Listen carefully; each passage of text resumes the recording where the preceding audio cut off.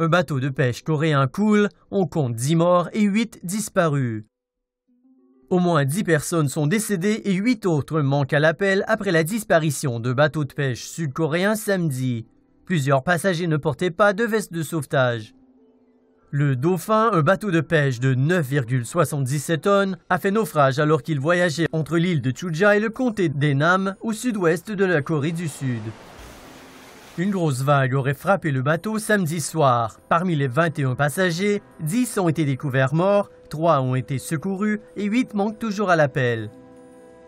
Quelques passagers, incluant le capitaine, ont réussi à grimper sur le bateau renversé, qui avait été affrété pour une expédition de pêche. Un hélicoptère Lynx, un avion de surveillance PC-3 Orion et un total de 50 navires de la garde côtière et de la marine ont participé à l'effort de recherche.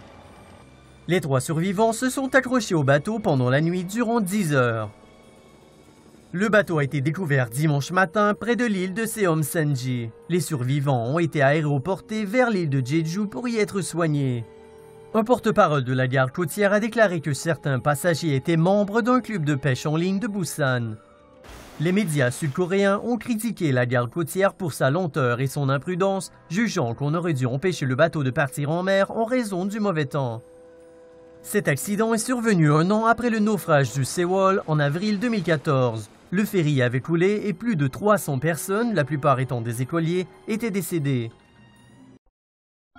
Pour des commentaires drôles et nos vidéos inédites, visitez fr.tomonews.net.